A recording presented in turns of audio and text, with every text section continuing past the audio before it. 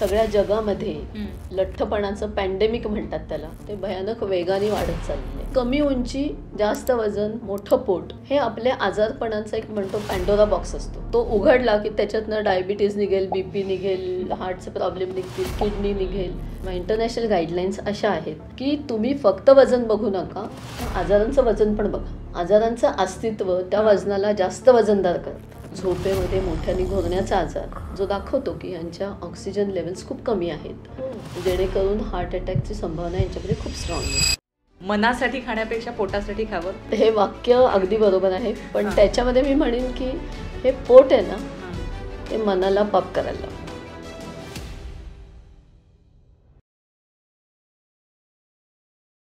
Hi hello नमस्कार, मी Gargi. Weight set go या मराठीमधल्या पहिल्या डाएट फिटनेस पॉडकास्टमध्ये मी तुम्हा सर्वांचं स्वागत करते.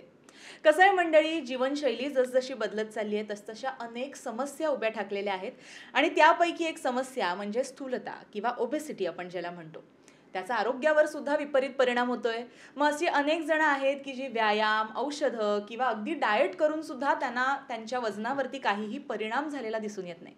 मग अशा वेळेस आधुनिक तंत्रज्ञानात दाखवला गेलेला एक आशेचा किरण म्हणजेच बॅरिएट्रिक सर्जरी, अर्थातच स्थूलता किंवा वजन कमी करण्याची ही सर्जरी. तर त्यासाठीच आपल्याबरोबर आहेत भारतातील पहिला महिला bariatric surgeon doctor Jayashree Todkar ma'am.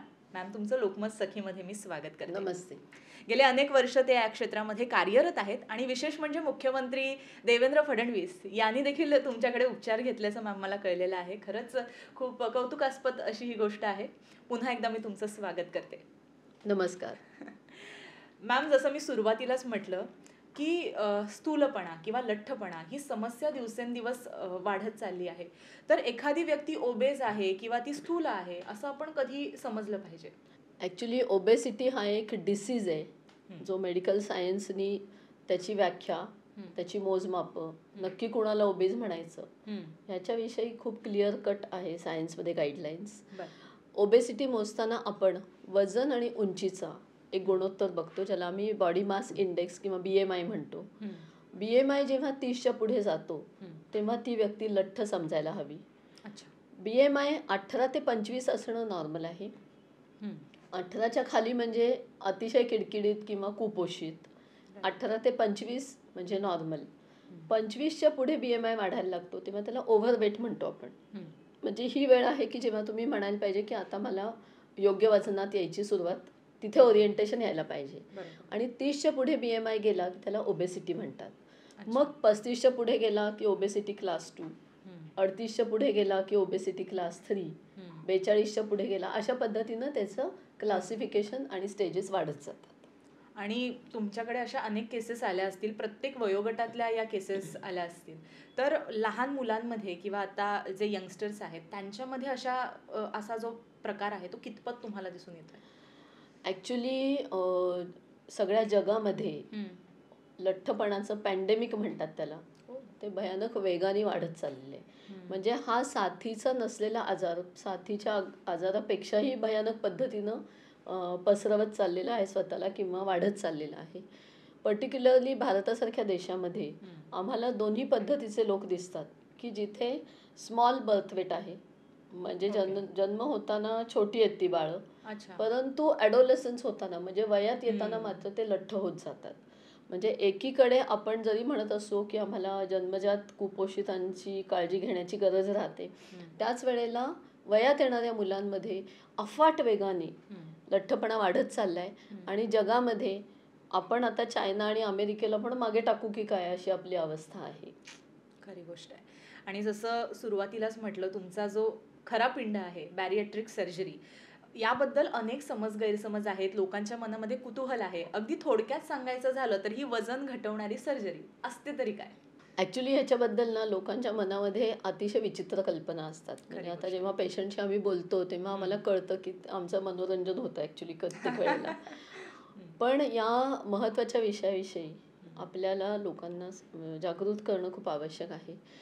लोकांना वाटतं की तुम्ही तुमच्या जठराचे आकार कमी करा किंवा आतड्याची लांबी कमी करा आणि ऑटोमॅटिकली तुम्ही बारीक व्हायला लागा. अशा पद्धतीचं हे ऑपरेशन नसून ही ऑपरेशन जी आहेत त्या जठराच्या आणि लहान आतड्याच्या काही रचनांमध्ये असे बदल केले जातात की जेणेकरून बॉडीची साठवण्याची टेंडन्सी वाढवणारे जे काही एन्झाईम्स आहेत पचनसंस्थेमधले त्याची लेव्हल कमी केली जाते आणि वापरण्याच्या टेंडन्सीचे जे काही म्हणजे हेल्पिंग आपले जे काही एन्झाईम्स आहेत त्याची लेव्हल ही वाढेल किंवा त्याच्या लेव्हलमधल्या कामातले अडथळे निघतील अशा पद्धतीनं हे काम केलं जातं. म्हणजे थोडक्यात सांगायचं तर वजन ही गोष्ट ही तुमचा साठवणूक आणि तुमची वापर ह्याच्यामधला असमतोल आहे. बरोबर. अनेक वर्ष किंवा अनेक शतकं लोकांना असं वाटत होतं की हा मनाचा खेळ आहे की मी माझा मेटाबॉलिझम वाढवतो, मी माझा मेटाबॉलिझम कमी करतो. असं नसतं. शॉर्टकट पण त्याला समजलं जातं वेट लॉस करायचं. येस, तर ते क्लिष्ट गुंतागुंतीची प्रक्रिया आहे. पण सुदैवाने विज्ञानाला ॲडव्हान्सेस जे होत आहेत त्याच्यामध्ये खूप गोष्टी गेल्या सेंचुरीमध्ये कळून चुकल्या आपल्याला. आणि त्यात हे कळलं की हा मनाचा खेळ नसून भूक आणि समाधान हा पचनसंस्थेचा खेळ आहे, ज्याला आम्ही म्हणतो गट ब्रेन ॲक्सिस. म्हणजे पचनसंस्थेकडनं मेंदूला जाणारे जे काही सिग्नल असतात ते सिग्नल ठरवतात की तुम्हाला कुठल्या दिवशी किती खायला आवडेल आणि तुम्हाला किती खाल्ल्यानंतर समाधान होईल, कुठे तुम्ही थांबू शकता. हे मन ठरवण्यापेक्षा हे इथल्या गोष्टी ठरवतात. तर त्यामुळे गटला ॲक्टिवेट करा की जेणेकरून तुमची साठवणूक कमी होईल, अशा पद्धतीचं प्रिन्सिपल या ऑपरेशनमध्ये यूज केलं जातं. खरं आहे. म्हणजे जसं मी म्हटलं की लोकांच्या मनात गैरसमज आहेत. आपण व्हॉट्सअप युनिव्हर्सिटीमधनं बऱ्याच गोष्टी शिकत असतो आणि तेव्हा मनामध्ये मग असंख्य प्रश्न लोकांच्या निर्माण होत असतात आणि मग काहीतरी बरेचदा अशी कान गोष्टी म्हणतो ना, एक गोष्ट सुरू एकीकडे होते आणि संपते कुठेतरी वेगळीकडे जाऊन. खरं आहे, तुम्ही तो जो गैरसमज आहे तो लोकांचा दूर केलात. आता विशेषतः ही सर्जरी नेमकी कोणी केली पाहिजे किंवा आत्ता अशी एक स्टेज आली आहे माझ्या लाईफमध्ये की आता काहीच होत नाही, तेव्हा मी तुमच्याकडे यावं का? मगाशी म्हटल्याप्रमाणे जसं स्टेज ऑफ ओबेसिटी आहे, म्हणजे एक थोडंसं मी समांतर उदाहरण असं देईन की आलेल्या प्रत्येक डायबिटीसच्या पेशंटला पहिल्या दिवशी इन्शुलिन लागतं का? नाही. परंतु काही लोक अशाच अवस्थेत येतात की पहिल्या दिवशी इन्शुलिन लागतंच. किंवा कॅन्सरचा पेशंट तो स्टेज 1 मध्ये आला तर वेगळी ट्रीटमेंट आहे, पण तो स्टेज 4 मध्ये आला तर वेगळी ट्रीटमेंट आहे. तेव्हा मी म्हटलं की स्टेज 4 ची ट्रीटमेंट नाही तुला देणार, मी 1 चीच देणार, तर ते चुकीचं आहे. तर अशा पद्धतीनं ओबेसिटीचं जे स्टेजिंग आहे त्याच्याप्रमाणे आपण ठरवतो की कुठल्या लेवलला ऑपरेशन लागेल.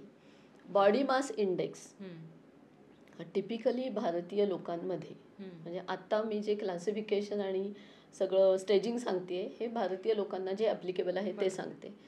कारण आपली खासियत अशी आहे भारतीय लोकांची की आपण पोटात मोठे असतो, आपण ओव्हरऑल मोठे नसतो, आपलं पोट मोठं असतं.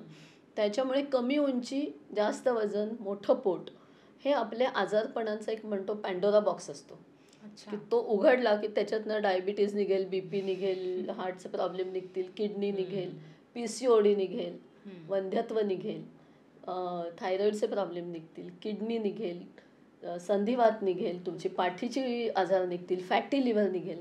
सो बेसिकली ह्या पॅन्डोरामधनं निघणाऱ्या आजारांची संख्या खूप मोठी आहे. त्यामुळे भारतीय लोकांमध्ये जेव्हा या ट्रीटमेंटचा विचार केला जातो तेव्हा इंटरनॅशनल गाईडलाईन्स अशा आहेत की तुम्ही फक्त वजन बघू नका, तुम्ही ह्या आजारांचं वजन पण बघा. आजारांचं अस्तित्व त्या वजनाला जास्त वजनदार करतं आणि त्यामुळे तुम्हाला त्या ठिकाणी क्रायटेरिया लावताना आजार पण कन्सिडर करायला पाहिजेत. त्यामुळे बॉडी मास इंडेक्स तुमचा 37च्या वर गेला की तुम्हाला ऑपरेशन करून घेणं हे योग्य आहे, कारण तुमचे आजार तुम्हाला फार वेगाने हेल्थ खचवत नेतात किंवा वाईट करत नेतात. एखाद्याला समजा काही बाकीचे आजार नाहीत आणि तो ठीकठाक आहे, तर अशा वेळेला 37च्या पुढच्या BMIला आम्ही दिसायला ठीकठाक आहे परंतु त्याची एक क्लिनिकल असेसमेंट करतो किंवा थोडं खोदकाम केलं जातं की तुमच्यात नक्की कुठले आजार अस्तित्वात असू शकतील किंवा छुपे असू शकतील, ज्याला आम्ही हिडन डिसिजेस म्हणतो किंवा सायलेंट डिसिजेस म्हणतो. तर ते शोधले जातात. 37च्या पुढच्या BMIला ऑपरेशन केलं जावं हा एक इंटरनॅशनल गाईडलाईन आहे. एखाद्याचं BMI 33च्या पुढे आहे आणि त्याला डायबिटीज, BP, झोपेमध्ये मोठ्याने घोरण्याचा आजार जो दाखवतो की यांच्या ऑक्सिजन लेवल्स खूप कमी आहेत, हो. जेणेकरून हार्ट अटॅकची संभावना यांच्यामध्ये खूप स्ट्रॉंग आहे. अच्छा, म्हणजे घोरणं जर तुमचं तो एक मोठा आजार आहे ॲक्च्युली. बरं. हां, तर स्लीप ॲपनिया म्हणतात त्याला. अच्छा. ऑब्स्ट्रक्टिव्ह स्लीप ॲपनिया, हायपरटेन्शन म्हणजे हाय BP, डायबिटीज आणि सेंट्रल ओबेसिटी किंवा फॅटी लिव्हर ग्रेड 2च्या पुढे असं जर असेल तर 33 BMIच्या पुढच्या लोकांनी सुद्धा थांबणं चुकीचं आहे. कारण मग हे आजार तुमचे चक्रवाढ व्याजाने वाढत जातात, एक्सपोनेन्शियली वाढत जातात. खरं आहे, म्हणजे हे या गोष्टी आपल्याला होत असतात, पण ह्याची आपल्याला जाणीव नसते आणि ती योग्य वेळ जर तुमच्याकडे गेलात तर भविष्यात होणारे आपण काही अनर्थ टाळू शकतो. आता जसं आपण म्हटलं की ही सर्जरी आहे, ही केली जाते कशी, आपण प्रेक्षकांना सांगितलं. पण यानंतर ही सर्जरी झाल्यानंतर एखाद्या रुग्णाचा, त्या पेशंटचा आहार कसा असला पाहिजे किंवा त्यांनी कसं डाएट स्वतःचं प्लॅन केलं पाहिजे? मला वाटतं हा खूप एक छान प्रश्न आहे. कारण खाणं ही जी गोष्ट आहे किंवा अन्न किंवा डिपेंडन्सी ऑन द फूड, भूक, हा जो प्रकार आहे त्याच्यामध्ये खूप स्ट्रॉंग सायकोलॉजिकल डिपेंडन्स असतो. त्यामुळे अनेक लोकांची असा एक पहिला प्रश्न असतो की आम्हाला डॉक्टर कमी खायला लागेल ना हे झाल्यानंतर, पण भूक भागेल का? बरोबर. कारण तुम्हाला बांधून ठेवून तुमचं तोंड जर मी कमी खायला लावलं तर तुमची भूक कदाचित भागू शकत नाही. बरोबर. परंतु जर मी तुम्हाला भूक भागण्याचीच सोय चांगली केली तर तुम्ही कमी खाऊन तुमचं भागतं. त्याच्यामुळे ऑब्व्हियसली ह्या ऑपरेशन नंतर तुमचा कॅलरीचा साठा जो आहे तो कन्वर्ट होतोय आता ताकदीमध्ये किंवा एनर्जीमध्ये. इथे पेशीची भूक भागली आहे, न्यूट्रिशनल रिक्वायरमेंट तुमची इथे भागलेली आहे.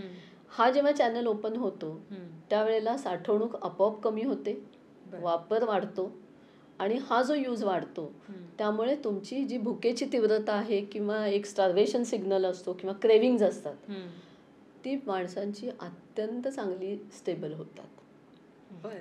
इनफॅक्ट लोक सांगतात की डॉक्टर आता ना त्या छळातनं सुटका झाली की माहिती आहे की एवढं खायला नाही पाहिजे पण तरी पण मी खात आहे. तर त्या कॉन्फ्लिक्टमधनं पेशंटची सुटका होते. तर ह्या ऑपरेशन्स नंतर किंवा कधीही ओबेसिटीची जेव्हा आपण ट्रीटमेंट करतो तेव्हा पेशंटला आम्ही काही इटिंग बिहेवियर्स शिकवतो. त्या इटिंग बिहेवियरमध्ये काय असतं की तुमच्या भुकेनुसार खा, पण भूक भागण्यासाठी योग्य गोष्टी द्या. म्हणजे भिंत बांधण्यासाठी मी नुसतंच जर सिमेंट टाकलं तर उपयोग नाही, विटा पण लागतात. त्या विटांना म्हणतात मॅक्रोन्यूट्रिएंट किंवा प्रोटीन.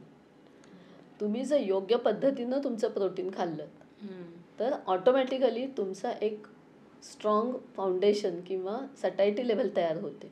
तर योग्य गोष्ट खा पहिल्यांदा, मग अयोग्यसाठी तुमची कमी जागा राहते. फ्रिक्वेन्सी जी आहे ही स्मॉल फ्रिक्वेंट मील्स ठेवा. म्हणजे 2-2 तासांनी खाण्याची गरज नाही, पण 4 ते 5 तासांनी तुम्ही काही ना काहीतरी खा. आणि थर्ड पार्ट इज की तुमचा क्वालिटी ऑफ फूड हा तुम्ही थोडासा सजगपणे निवडा.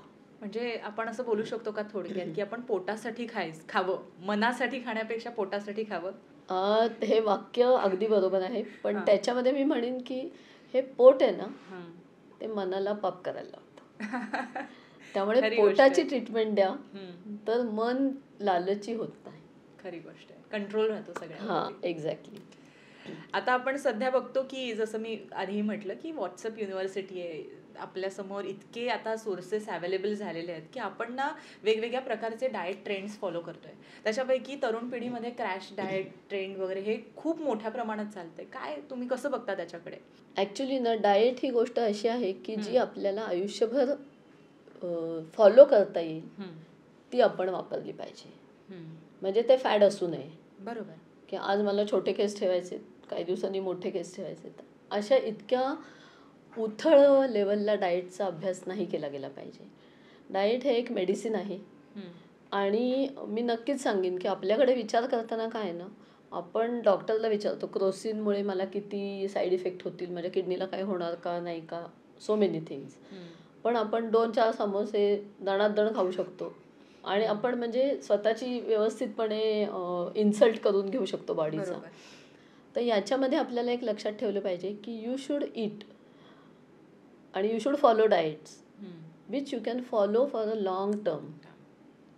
नाही की तुम्ही थोड्या दिवसांसाठी केलं, त्याचे ॲक्च्युली दुष्परिणाम असतात. म्हणजे अशा प्रकारचं डाएट फॉलो केल्यानंतर माझं वजन कमी पण झालं, पण ते तितक्याच तीव्रतेनं डबल वाढू शकतं का जर ते मध्ये सोडलं तर? तसं होतं ना. कारण जर तुमचा स्टार्वेशन सिग्नल तुम्ही एका पद्धतीनं ताणत नेला, बरोबर, की एक दिवस तुम्ही म्हणता की आता मला राहत नाहीये, आणि त्या दिवशी तुमची ती भुकेली बॉडी एखाद्या श्वापदासारखी त्याच्यावर उडी घेते तुमच्या अन्नावर, तसं होऊ देता कामा नये. स्टार्वेशन सिग्नल खूप स्ट्रॉंग क्रिएट करणं स्वतःमध्ये ही चुकीची गोष्ट आहे.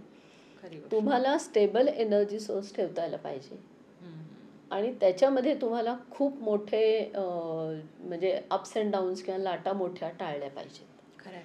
आणि मार्केटमध्ये पण ना असे अनेक आजकाल प्रकार आलेले आहेत किंवा प्रोडक्ट आलेले आहेत की ते तुम्ही खाल्ले की काही दिवसात तुमचं वजन कमी होतं.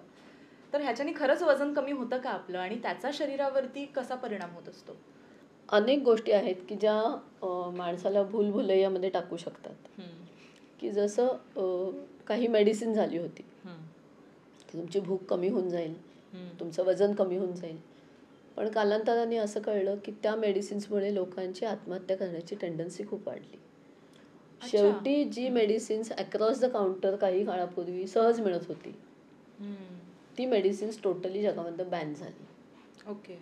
तर मला असं वाटतं की तुमचं हेल्थ, आपली हेल्थ, त्याचा फूडशी असलेला कनेक्ट आणि त्याचा हेल्थवर एकमेकांशी होणारा संबंध हे ना डीप शास्त्र आहे. त्याच्यामुळे त्याला खूप उथळपणे किंवा थिल्लरपणे ट्रीट नाही केलं पाहिजे. खरी गोष्ट आहे. तुम्हाला हे समजलं पाहिजे की बाबा आपली फिजिकल ॲक्टिव्हिटी किती आहे, आपली डेली बॉडीची रिक्वायरमेंट ऑफ कॅलरी किंवा एनर्जी किती आहे, जेनेटिकली आपल्यामध्ये कुठले आजार असण्याची संभावना आहे. जसं की ओबेसोजेनिक आणि डायबेटोजेनिक अशा पद्धतीचं इंडियन स्ट्रक्चर आहे, जिनोटाईप. कसं म्हणजे? ह्याला म्हणतात की थ्रिफ्टी जीन नावाची एक कन्सेप्ट आहे की ओबेसोजेनिक आणि डायबिटोजेनिक अशा पद्धतीचा जिनोटाईप हा इंडियन माणसाचा आहे. इंडियन म्हणजे इंडियन सबकॉन्टिनेंट, भारतीय उपखंडामध्ये आपण जितके लोक आहोत त्या सगळ्यांचा जिनोटाईप सायंटिफिकली ओबेसोजेनिक डायबेटोजेनिक आहे. म्हणजे दुष्काळाला मात करण्याची आपल्यामध्ये जास्त काटकता आणि शक्ती आहे. अच्छा. पण सुकाळाला झेलण्याची क्षमता आपल्यामध्ये नाही. आणि हा एक प्रोटेक्शन रिफ्लेक्स म्हणून आपल्यामध्ये डेव्हलप झाला होता. पण आता ज्या पद्धतीनं एक अबंडन्स ऑफ फूड आणि त्याच्यामध्ये चवीच्या पलीकडे कसलाच विचार नसणं, ही जी पद्धत आपण ह्या नवीन काही दशकांमध्ये अंगीकारलेली आहे, त्याच्यामुळे होतंय कसं की आपली system is failing to take care of that. आणि त्यामुळे तुम्ही बघत असाल आपलं भारतीय म्हणजे देशाला, आपल्या देशाला जगाची डायबिटीस कॅपिटल म्हणून आता आपण ओळखलं जातो. आपले लोक म्हणतात की आम्ही youngest population of the world आहोत, पण पुढच्या 10 वर्षात we will be the sickest population of the world. कदाचित आपली पुढची पिढी ही आपल्या इतकी हेल्दी जगणार पण नाही. खरं आहे. म्हणजे आता जे वयोमान पण आपलं कमी झालंय किंवा अर्ली एजमध्ये आपल्याला बऱ्याच गोष्टी होतात, हार्ट अटॅक. एक्झॅक्टली. इवन बायकांमध्ये पण, स्त्रियांमध्ये पण जो हार्ट अटॅकचा प्रकार आहे तो या सगळ्यामुळे कारणीभूत आहे का? ही स्थूलता त्याच्यात मागे? ह्या स्थूलतेमुळे हार्ट डिसिजेस, किडनी डिसिजेस, स्ट्रोकचं प्रमाण, डायबिटीसचं प्रमाण, बीपीचं प्रमाण. म्हणजे आता आमच्याकडे 20-22 वर्षाची मुलं येतात ज्यांना बीपी आहे. डोकं दुखतं, चिडचिड करतात, म्हणून जेव्हा तपासलं जातं तेव्हा त्यांना बीपी आहे कळतं. PCODचं प्रमाण प्रचंड वाढलंय, जे की पहिल्यांदा फक्त 10% मुलींमध्ये शहरामध्ये होतं, आता ते शहरांमध्ये ग्रामीण भागात सगळीकडेच आहे. तर बेसिकली, आणि एक फॅटी लिव्हर नावाचा मोठा डिसीज आहे ज्याच्याबद्दल ॲक्च्युली अजून जागृती नाही आहे आपल्याकडे. पण फॅटी लिव्हर जर कुणाचं दिसलं सोनोग्राफीमध्ये कधीही, तर समजून चाला की तुम्ही आता त्या रेल्वेमध्ये चढलेला आहात, पटरीवर तुम्ही बसलेले आहात, आणि तुम्ही आता सगळं ते स्टेशन फिरूनच पुढे जाणार आहात. भीषण आहे. आणि ही गोष्ट चांगली नाही, कारण ह्याच्यामधनं कॅन्सर सारखे पण अतिशय वेगाने तुम्हाला खलास करणारे आजार पण त्याचं उगम ह्याच्यामध्ये आहे. खरं आहे. आणि ही स्थूलतेमुळे आपली ओव्हरऑल इम्युन सिस्टीम सुद्धा स्लो डाऊन होत असते बरेचदा. त्याच्यामुळे सुद्धा आपण इझिली पटकन इन्फेक्टेड होणं आणि अशा सगळ्या गोष्टी, ह्यांचं काही रिलेशन असतं का? ओबेसिटी हा इन्फ्लमेटरी डिसीज म्हणून ओळखला जातो. म्हणजे त्याची अवस्था अशी आहे की कुठलंही इन्फेक्शन आलं, कुठलंही आजार आला की तो पटकन ठेवून घेणे आणि विक्टिमाइज पटकन होणे आणि तो दीर्घकाळ तुमच्याकडे राहणे, ही एक गोष्ट त्याच्यामध्ये खूप कॉमन आहे. खरंय. आता आपण जीवनशैलीबद्दल बोललो बदलत्या, तर असं आपण दैनंदिन जीवनामध्ये असे कुठल्या गोष्टी आपण सातत्यानं करतोय की त्याचा कुठे ना कुठेतरी काही वर्षानंतर आपल्याला आजारपण येणं किंवा स्थूलतेकडे झुकणं, हे सगळे परिणाम त्याच्यामुळे दिसतात. अशा कुठल्या 5 गोष्टी जर तुम्हाला सांगायच्या असतील तर? मी म्हणेन सगळ्यात पहिली गोष्ट काय आहे की अतोनात गोडाचं आवड ही जी भारतीय लोकांमध्ये आहे, शुगर क्रेविंग, ही ॲक्च्युली खूप चुकीची आहे. म्हणजे आम्ही सांगतो की तुम्ही मुलांना इंट्रोड्यूस करताना साखर इंट्रोड्यूस करू नका. ती गोष्ट मिठाच्या बाबतीत खरी नाही. मीठ बॉडी बनवत नाही, त्यामुळे मीठ तुम्हाला बाहेरनं द्यायला लागतं. परंतु साखर जी आहे ही प्रत्येक, म्हणजे सगळे नमस्कार शेवटी विष्णूला जातात किंवा देवाला कुठल्या तरी जातात असं जे म्हणतात, तसं प्रत्येक गोष्टीचं शेवटी साखरच बनते. एका पद्धतीनं ते that is the final unit येते बॉडीने वापरायचं. ठीक आहे. तर त्यामुळे आपण खाण्याच्या प्रमाणामध्ये अति आग्रह करणं, गोडाच्या गोष्टी आग्रहाने खायला घालणं, प्रत्येक सेलिब्रेशन हे फूडशी कनेक्ट करणं, काही झालं की पेढे वाटा, ही जी गोष्ट आहे ना आपली, हे जरा थोडंसं चुकीची गोष्ट आहे असं मी म्हणेन. दुसरं असं आहे की आपण जितकं मुलांना मार्क्स देतो अभ्यासाबद्दल किंवा त्यांना क्लासेस आणि करिअरमध्ये जेवढं हे करतो, तेवढं आपण त्यांना मैदानी खेळाची आवड देत नाही किंवा त्याला महत्त्व देत नाही. म्हणजे जसं ते एक काही कार्टून्स आजकाल येतात की बाबा, आम्ही जेव्हा लहान होतो, आता म्हणजे ऑलमोस्ट एक 30 इयर्स बॅक तुम्ही समजा, की त्यावेळेला आम्हाला घरात खेचून आणायचे की आता अभ्यासाला बसा, खेळणं कमी करा. आता मुलांना बाहेर काढायला लागते की तुम्ही प्लीज बाहेर जा. आता त्यांना खेचणे अवघड आहे, कारण त्यांना आवडत पण नाही. आता आई वडिलांची बिचारी अवस्था झालेली आहे, पण त्यांना खेचणं बाहेर आवश्यक पडतंय की मैदानी खेळ खेळायला पाहिजेत. स्क्रीन टाईम ही आपली अतिशय एक भयानक गोष्ट आहे की ज्याच्यामध्ये आपण त्या स्क्रीनचा ॲक्च्युली एक विक्टिम झालेलो आहोत.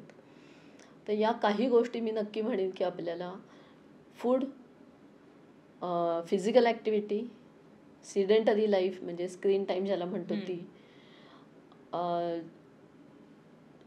अर्लियर डायग्नोसिस किंवा समजून घेणं, अलर्टनेस अबाउट द डिसीज, ह्या गोष्टी जर आपल्यामध्ये आपण नीट केल्या तर मला वाटतं that will be really good. खरंय.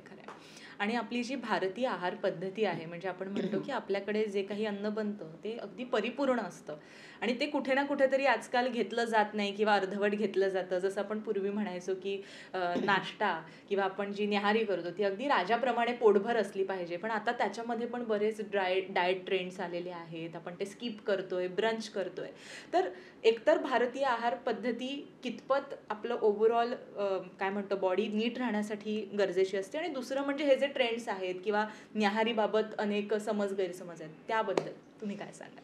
आपली आहार पद्धती ही जेव्हा केव्हा आखली तेव्हा ते लोक फार बुद्धिमान असतील असं मला वाटतं, नक्कीच. आणि त्याशिवाय आपण एवढे पिढ्या पुढे जगलो नसतो, नाही तर हे आपण मध्येच कुठेतरी काळाच्या ओघात गायब झालो असतो. पण त्यावेळेला फिजिकल ॲक्टिव्हिटी जी होती, अवेलेबिलिटी ऑफ फूड जे होतं, त्या पद्धतीनं त्यांनी तो आखलेला जीवनक्रम होता.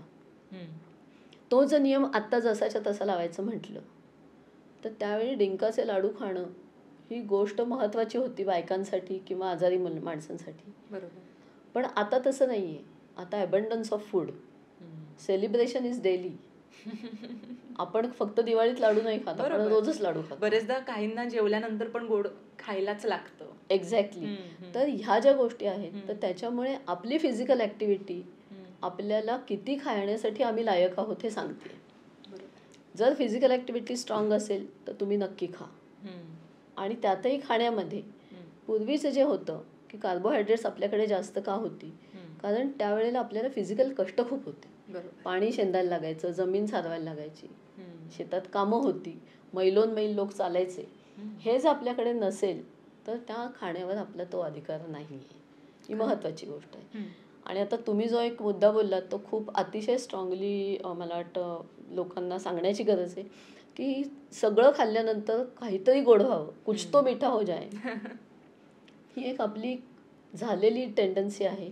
पण त्याच्यामागे कारण काय आहे की आपण जे काही खातो हे आपल्याला आवश्यक असलेल्यापेक्षा जेव्हा जास्त खातो त्यावेळेला बॉडीमध्ये त्याचा रिस्पॉन्स म्हणून एक इन्शुलिन लेवल हाय होते. अच्छा. तुम्ही जितकं जास्त खाणार तितकं इन्शुलिन सर्ज होतो. आणि हा खाल्ल्यामुळे जी शुगर वाढते ती पटपट पटपट निघून जाते. हा इन्शुलिन सर्ज मात्र त्याचा हाफ लाईफ हा स्लो आहे शुगरपेक्षा.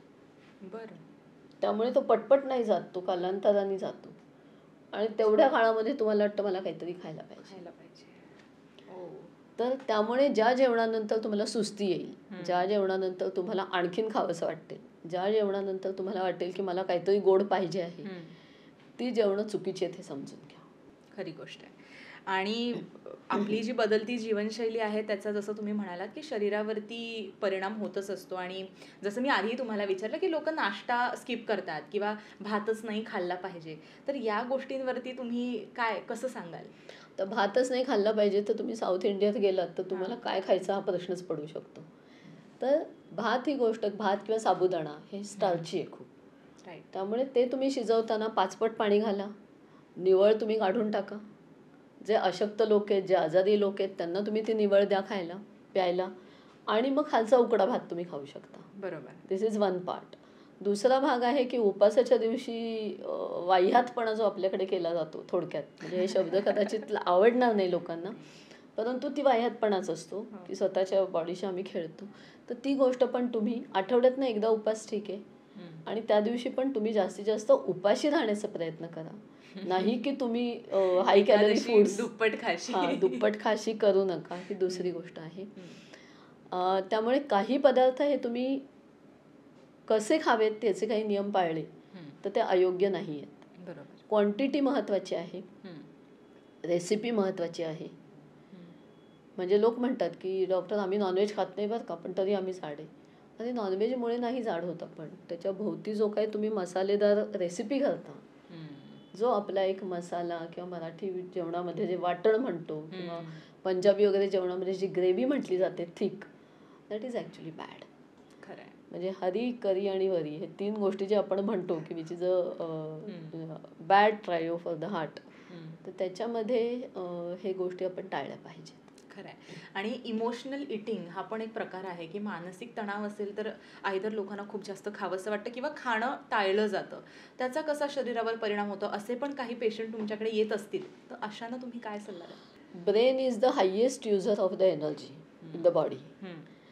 ज्याला डोक्याचं काम जास्त करायला लागतं त्याला जास्त level of energy he brain use करत असतो. त्या प्रमाणात त्याला एनर्जी देण्याची गरज आहे. खरं आहे. पण ह्याच्यामध्ये कन्फ्युजन्स खूप करतात लोक. जसं की बोरडमला लोक म्हणतात की बोरडम आला म्हणून खातो मी, स्ट्रेस आला म्हणून खातो मी. याच्यामध्ये अनेक फॅक्टर महत्त्वाचे आहेत. स्ट्रेस बस्टर म्हणून तुम्ही ब्लॅक कॉफी विदाऊट शुगर घेऊ शकता. अच्छा. तुम्ही एखादं कडक फळ चावून चावून चावून खाऊ शकता. बरं. त्या क्षणी तुम्हाला माइंड डायव्हर्ट करण्याची गरज असते. त्याच्यामुळे तुम्ही जर चुकीच्या पद्धतीनं ते डायव्हर्ट केलं तर ते जास्त हार्मफुल होऊ शकतं तुम्हाला. बरोबर. तुम्ही काही वेळ उठून जा कामातनं बाहेर, चाला, थोडं हवेमध्ये बघा, आकाशाकडे बघा, जास्त हवा घ्या, डीप ब्रिदिंग करा. ओके, टेल युअर सेल्फ की मी आणि माझं काम काही जगामध्ये एवढं महत्त्वाचं नाही आहे की ज्याच्यामुळे काही अडणार आहे कोणाचं. जेव्हा तुम्हाला या भावनेत तुम्ही स्वतःला नेता, म्हणजे psychologically when you try to be more stabilized, त्या वेळेला हे तुमचं स्ट्रेस इटिंग, इमोशनल इटिंग फार कमी होऊ शकतं. म्हणजे हा भाग थोडासा स्वतःहून प्रयत्न करून कमी होण्याचा नक्की भाग आहे. पण याच्यामध्ये एक महत्त्वाचं लक्षात ठेवलं पाहिजे की भारतीय लोकांमध्ये, म्हणजे माझे काही स्टडी आहेत ज्याच्यामध्ये आम्ही अभ्यास केला होता की मायक्रोन्यूट्रियंट्स म्हणजे व्हिटॅमिन बी, व्हिटॅमिन डी हे भारतीय लोकांमध्ये 80% जास्त लोकांमध्ये सापडतं डेफिशियन्सी. आणि जगभरामध्ये ती 10%च आहे. मग एवढा डिफरन्स का आहे मोठा? तर त्यातलं एक गोष्ट अशी आहे की आपल्या बॉडीमध्ये एक ॲब्झॉर्प्शनसाठी लागणारा जो इंट्रिन्सिक फॅक्टर आहे विटॅमिन्सचा, अच्छा, तोच खूप कमी आहे बर, जेनेटिकली. त्याच्यामुळे आपले ते ॲब्झॉर्प्शन्स कमी असतात. नंबर 1 विटॅमिन घ्यायचे. विटॅमिन बी, विटॅमिन डी ओके ओके. रोज गोळ्या खाणारे लोक असतात, पण ओ. त्यांचे ॲब्झॉर्प्शन्स कमी असतात, लेवल्स कमी असतात. हम्म, ओके. हम्म, ह्याच्यामुळे विटॅमिन्सच्या लेवलवर हम्म, तुमच्या ब्रेनचं हम्म, कॉग्निटिव्ह स्ट्रेस हँडलिंग, हम्म, बिहेवियरल फंक्शन, हम्म, मूड स्विंग्स, हम्म.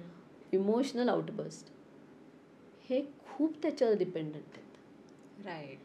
ही जी एक डेफिशियन्सी आपल्यामध्ये स्ट्रॉंग आहे, हम्म, त्याच्यामुळे भारतीय लोकांमध्ये आत्महत्यांचं किंवा डिप्रेशनचं प्रमाण पण खूप जास्त आहे.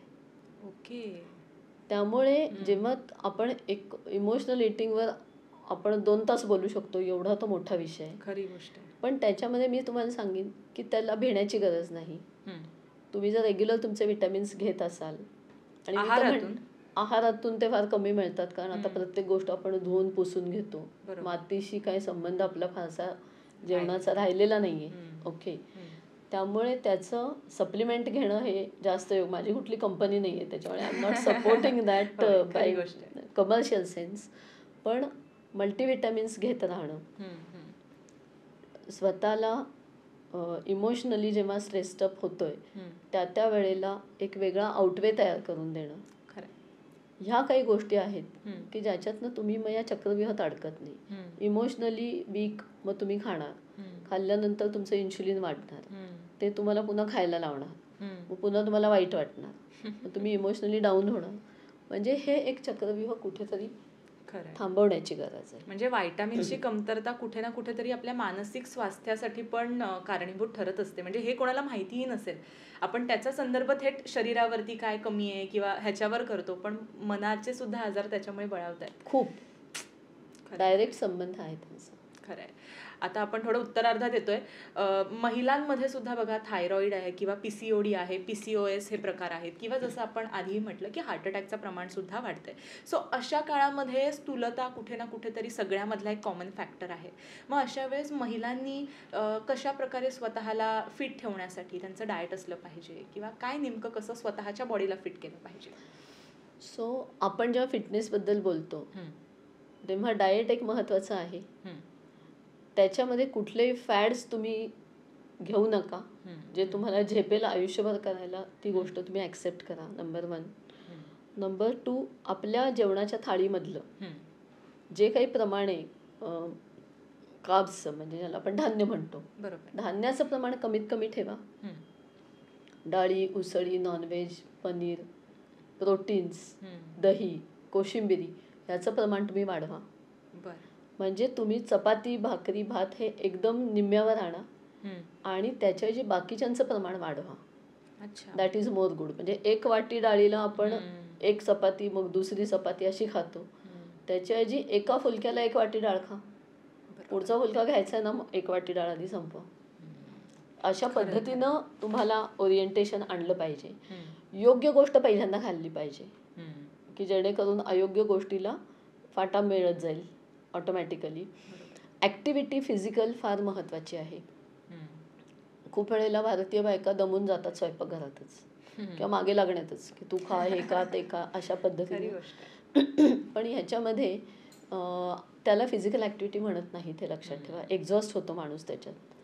फिजिकल ॲक्टिव्हिटी अशी असते की जी तुम्हाला एनर्जेटिक बनवते, प्रफुल्ल बनवते, म्हणजे तुम्हाला आनंद होतो त्याच्याने. तर फिजिकल ॲक्टिव्हिटी डेली तुम्ही किमान 1 तास तरी केली पाहिजे, कुठली ना कुठली. मग भले तुम्ही घर झाडून घ्या, पुसून घ्या, ह्या पण फिजिकल ॲक्टिव्हिटीज आहेत ज्याच्यामध्ये तुमचं सगळं बॉडी कामाला लागते. किंवा तुम्ही खेळायला जा. ह्या गोष्टींमधनं तुम्हाला एक पद्धतीनं फिजिकल आणि मेंटल दोन्ही हेल्थ बेटर ठेवता येतात. मल्टीविटॅमिन्स आणि कॅल्शियम हे तुम्ही योग्य पद्धतीनं घेतलं पाहिजे वयानुसार. आणि एक महत्त्वाची गोष्ट आहे की बायकांना आपल्याकडे अशी, म्हणजे आम्हाला सुद्धा घरामध्ये अशी पहिल्यांदा सवय होती की शिल्लक राहिले का संपून टाका. शिळं पण खाल्लं जातं. तर मला वाटतं हा एक गोष्ट आपल्याला थोडंसं टाळता यायला पाहिजे. आणि कुठलीही सेलिब्रेशन्स ही आपण खाण्याशी निगडीत नाही ठेवली तर चांगलं आहे. त्याच्यामध्ये तुम्ही ॲक्टिव्हिटी कुठल्याही आणा. आणि मला असं वाटतं की बाई आणि आई म्हणजे मदर आणि टीचर ह्या दोन्हीही कॅरेक्टर्सना किंवा या दोन्हीही व्यक्तिमत्वांना कुटुंबाची मानसिकता बदलण्याची एक स्ट्रॉंग शक्ती आहे. म्हणजे ती आपली शक्ती आहे हे तुम्ही लक्षात घेतलं पाहिजे की तुम्ही जसं म्हणाल तसं तुम्ही ॲक्च्युली सुरुवातीला तरी काही वळवू शकता गोष्टी की ज्या तुम्हाला नंतर स्ट्रॉंगली रिकमेंड करता येतील आयुष्यामध्ये. खरंय, कारण जसं तुम्ही बोलता बोलता पण एक गोष्ट मेन्शन केली की तिच्यामध्ये ती ताकद आहे की ती सगळ्या गोष्टी बदलू शकते. बऱ्याच घरामध्ये अशी पद्धत असते की बाबा आम्हाला सकाळी वेगळी भाजी लागतेच किंवा आम्हाला भात हा लागतोच, तो एवढाच लागतो किंवा 2च फुलके लागतात. तर या गोष्टी बाईच्या हातात आहेत की तिने जर ती सवय लावली तर गोष्टी नक्की बदलतील. एक सवय, एक वळण म्हणजे तुमचा जो नवरा आहे की जो दुसऱ्या बाईंचा मुलगा आहे त्याला तुम्ही फार नाही बदलू शकत, पण तुम्ही स्वतःच्या मुलांना तर काही प्रमाणामध्ये नक्कीच वळण लावू शकता असं मला वाटतं. खरंय खरंय. आता अगदी last but not the list, तुमच्याकडे अनेक असे प्रसंग असतील, अनेक असे पेशंट येत असतील, तर त्यापैकी एक लक्षात राहिलेली सर्जरी किंवा असा काही प्रसंग की त्या व्यक्तीने पूर्ण हारच मानली होती आणि पण तिचं ट्रान्सफॉर्मेशन झालं आणि नाव ती खूप छान आहे, खूप आयुष्य छान जगते, असा एखादा प्रसंग? मला एक आठवते, एक जी हायेस्ट वेट पेशंट मी ऑपरेट केलेली होती, दुबईची पेशंट होती आणि ती माझ्याकडे आली त्यावेळेला तिचं वजन 325 किलो होतं. बापरे. म्हणजे एक लक्षात घ्या की कितीही तुम्ही आणि मी खाल्लं तरी पण आपण तेवढं वाढू शकत नाही. कुठेतरी बॉडीचे डिसिजेस असतात ते तुम्हाला त्या लेवलला घेऊन जातात. ओके, तर त्या पद्धतीनं ती आलेली, ती ॲक्च्युली रांगत आली होती कारण पावलाला वजन घेता येणं शक्य नव्हतं ते. तसाच एक मुलगा मी केला होता ऑपरेट, भोपाळहून आला होता तो, त्याचं वजन 280 किलो होतं. तो फ्लाईटमध्ये, रेल्वेमध्ये, कुठल्याही गाडीत बसू शकत नव्हता. म्हणजे हे सांगायला वाईट वाटतं, पण मी हे का सांगते कारण असे अनेक लोक आपल्या भोवती असू शकतात की ज्यांना वाटतंय की आम्ही होपलेस अवस्थेत आहोत, पण ह्या गोष्टी ऐकल्यानंतर त्यांना कळू शकतं की नाही बाबा, होप्स आहेत जगामध्ये.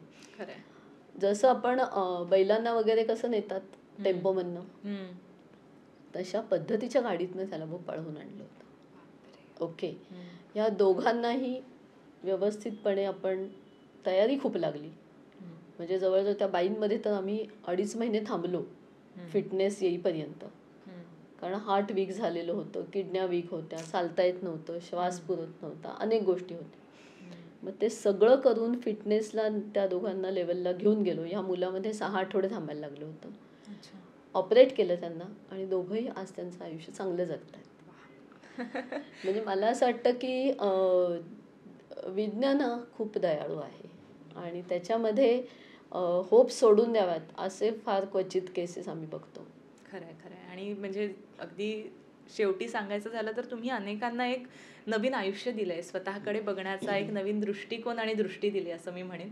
मॅम, आपण खूप वेळ गप्पा मारतोय, पण मला इतकं छान वाटलं तुमच्याशी बोलताना आणि लोकांच्या मनातले हे जे प्रश्न आहेत ते खऱ्या अर्थानं सॉल्व्ह करण्याची गरज आहे, पण आपण नाही त्या गोष्टीकडे फारसं लक्ष देत आणि खूप तुम्ही आमच्याशी अक्षरशः आमच्या प्रेक्षकांची गप्पाच मारल्यात, त्याबद्दल मी खूप खूप धन्यवाद तुमचे मानते. आणि तुम्हाला सुद्धा काही प्रश्न असतील तर आम्हाला नक्की कमेंटमध्ये मेन्शन करून सांगा आणि लोकमत सखीला फॉलो, सबस्क्राईब करायला विसरू नका. धन्यवाद.